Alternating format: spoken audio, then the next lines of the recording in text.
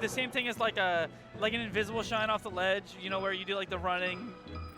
People call it the chillin' shine sometimes, super shine. Yeah. But yeah, you do that with Sheik Needle, and you can actually get some really good momentum off the ledge, which normally you can't. Anyway, though, we are going to see what happens here, because I know that 7 has a bunch of Marths projected in the path, so they have been warming up for this matchup. And yeah, but we're going to see, because Yoga Nell is also, or Demon of Jersey, also a very, very good player. And I feel like, from what I've seen of them, has very strong starts in sets. Just comes out the gate swinging. Very good in crew battles as well. If you know, you know. Yeah. We don't need to talk about crew battles. It's it's okay. Oh, and that is something that actually Yoga Nell's, or sorry, Demon of Jersey. I keep dead tagging. My bad. But something that it's actually very unlucky, because I was in 7's room yesterday while they were playing with Melon, and Melon kept doing that. So 7 was instantly ready for the up B out of shield there. So kind of just like unfortunate, because most of the time people would not be ready for that quickly. Yeah, in a set. Melon is a huge up B'er. Melon loves up B. Loves up B. Yeah, I've seen the Demon in this matchup once playing Mo Money. And he did pretty well in that matchup. Really strong punish game is like what I noticed. Absolutely.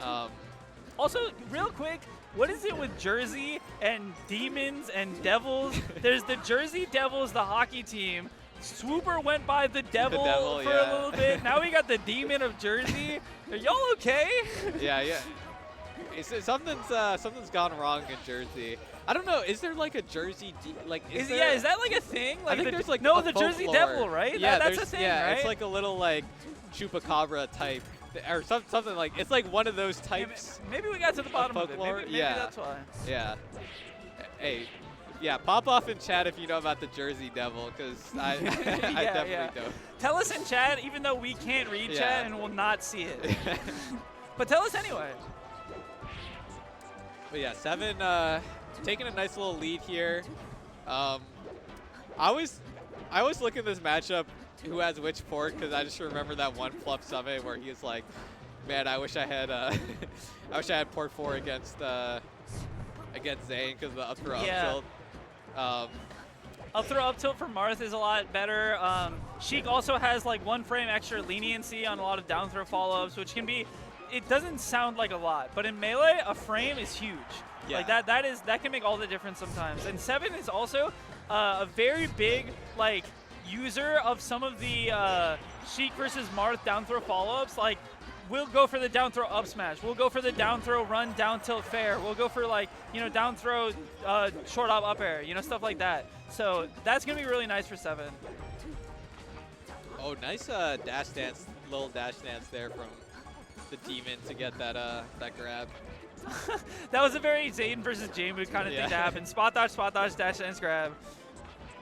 But yeah, I think the Demon is actually not in the worst spot here until you are at like out of CC percent. When you're in CC percent versus Sheik, it's so much better than when you're out of it. Because when you're out of it, Sheik can just run up and F tilt or dash attack, and you're just in a terrible spot no matter what. Oh, that's it. Yeah, nice. that was unfortunate. Uses the jump a little too close to the ledge. Yeah, like you were saying the other set, that jump or that side B, if you use it in a certain spacing, you got to be really careful because they can just immediately just end your life for that. Yeah, 7 is always going to react to that. Looking at Stadium here, yeah, Stadium used to be Marth's like FD in this matchup, but as a cabal, as a cohort, Marth's have been moving away from FD. Yeah, and I think what I was talking about with 7 with the down throw follow-ups, that is a big reason why, because FD, while it's good for juggling Sheik, you actually give her a really good kill confirm setup at higher percents, because if you DI in, you get up smash. If you DI out, you get down tilted. If you DI in the middle, you just get faired and then they get an edge guard. And you know, none of those options are particularly appealing.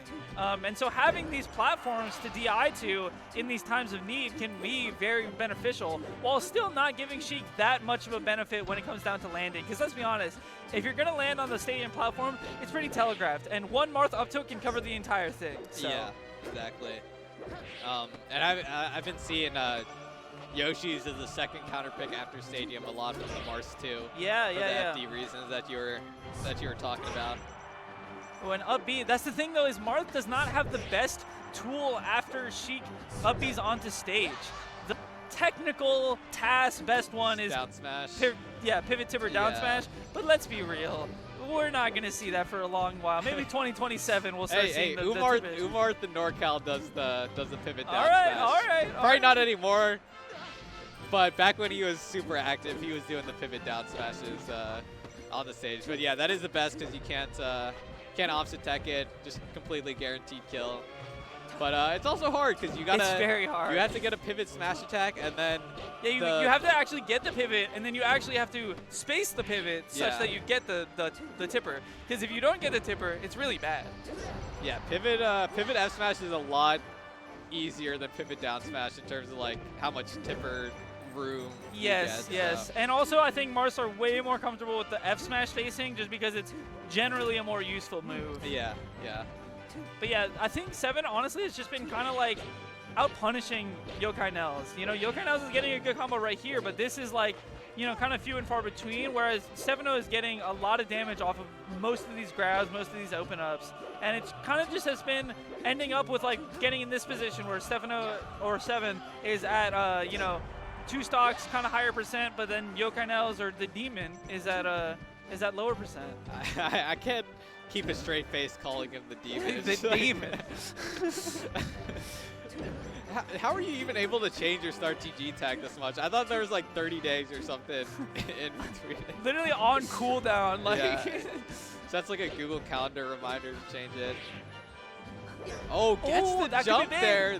Oh wait, okay, it did land, so able to get out of it. Oh yeah, and the over 100 actually, I think, screwing over the Demon a little bit there. Maybe not realizing that they had to do the wave dash, or wave ledge dash, I should say. Tippy top of that nair. And Stadium is being a little bit nice to us today. We're not seeing fire, we're not seeing rock, so we're going to keep fighting here. We're not going to be camping. Oh, and the jab, huge. Sheik jab becomes one of the most threatening moves in the game when you're at such high percent because it knocks down, it pops you up. Even if you are ASDI downing, it'll still knock you down, and then they can go for down tilt. If it pops you up, they can just go for up air or fair raw, and it's very, very good. Yeah, you're just done. Yeah. It's not much. Goes back to Stadium. I completely agree with that. Sometimes I'm like, you got to try something else, but. Yeah, I think I would have gotten it if you also if the Demon went to Yoshi's, but you know, sometimes if it ain't broke, don't fix it, and that last game was pretty close. So. Yeah. Oh, nice up tilt to lead to all of this from 7. And you get a grab here, you get a platform tech chase. Oh! Turn. I was like, oh, you're just gonna hit him to the right of the stage and it'll be fine. But the little needle turnaround fair, that's not something you're gonna see from a lot of Sheiks. Yeah, that's a 7. That's a 7 original, a 7 exclusive. Okay. And almost answers back with the stock, but. Okay, answers it back there, just raw tipper. Yeah, very nice. I like how 7 plays the invincibility too. Has a really high hit rate on the reads on Marth. Yeah, seeming very, very comfortable, which makes sense because they have been grinding in this matchup the last few days. But yeah. And I like these little like extended dash dances that 7 is doing almost, where it's like. It's almost similar to a foxtrotting, because if for anyone who doesn't realize in chat, Sheik is a very fast character, but Sheik's dash animation is extremely short. It's only like 11 frames or something. It's not long at all, like, you know, 1/6 of a second. And so when you dash dance, you don't really go that far either way. So what 7 does is will dash, run, crouch, and then do a dash out of the crouch. But they're so fast that it doesn't even feel like that. You know, it just feels like so fluid. Yeah. It's kind of Pluff-esque in terms of how fast he acts out of crouch. Like, yes, absolutely. Oh, I can't believe that wasn't a tipper, honestly. Yeah, that was. Oh, and where are you not going? Great. Okay, able to get out of it. That was a little suspect, though. Oh, and not getting the fastball to ledge there, just messing up the timing a little bit. Oh, and 7 is just milking this to the bank, you know, just. At 145, still comfortable, still throwing out these moves. And got, you know, so much damage off of it. And this is out of CC percent. This is in juicy down throw percent. Oh, yeah, another like weird movement mix up there to get the grab.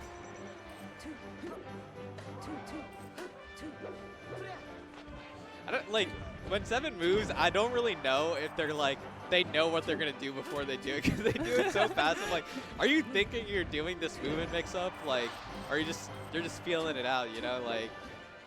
No, they were talking to me about how they were doing that intentionally a lot in the Sheik Ditto, so I feel like it is intentional. Yeah. But I feel like it's like Seven has, which makes it easier for everybody. Most people have this when they're really fast, is they'll have like a set of like pre-planned, like they'll plan like 2 or 3 things that they're gonna do ahead, right? So it's not like Seven's like dashing forward, then crouching, then deciding what they're gonna do. It's kind of like a whole sequence where they like do dash, crouch, dash, and they know that they're gonna do all of that in a row. Okay. Which helps them make it really fast and not have that time wasted on decision making. Oh, also, that wasn't a tipper up tilt. Oh, the chain! Oh no! Still should live though. Oh, okay, never mind. I was like maybe a tech on the rock. Not the time to show off your jewelry though. The chain needs to stay out. It needs to stay under the shirt. That being said though, I actually just noticed Stefano got the chain IRL, got the chain in game. You know, that's some character player synergy right there. Sorry guys, did you have to talk about anything while that transformation is up? Anyway, back to the game. That should be it. Yeah. Oh, okay, nice slide off, but just grab ledge. Yeah, that's it. GG's, GG's. Nice 3-0 from Seven. A lot of signs of life from the Demon though. Yeah, that was another close 3-0. Yeah. But yeah, good job. And Todd's in the background. He will care. He will cry for you that it was close. Good job from Seven. That should also be to make it out in top 32 winners. So yeah, I think stop Seven there. is projected to play against Miffy next. I was giving Seven a little bit of warm up last night, so that's why I know. Do you know who you're playing? Nope, I don't look at that stuff. Yeah, I just looked today. I you know,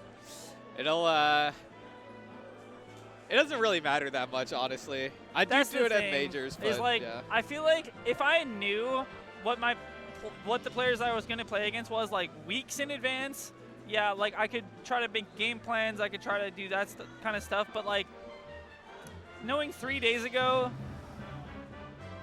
you know, like, I don't know. It's. I want to be ready for every matchup. I don't want to just have to be ready for like the specific matchup because what if the bracket changed? What if someone gets an upset? What if I lose early? You know, it's anything can happen. So you gotta. Plus, it just makes me anxious. The upsets are a big. Like one of my friends from NorCal, when we were going to Smash Camp, spent a week practicing against DK for Ringler, and then Ringler ended up losing to God's Only Son at Smash Camp. Yep. And then it's like all that. Like for nothing. yeah, I just practiced in DK for nothing. I don't even know the next time he played a DK. Like it was just like, oh yeah. I mean, I guess it's more useful now. Now there's like a few more DKs. You got Akira, you got Junebug, you got Quang, you got Bing. Yeah. You know, there's a good amount that you can.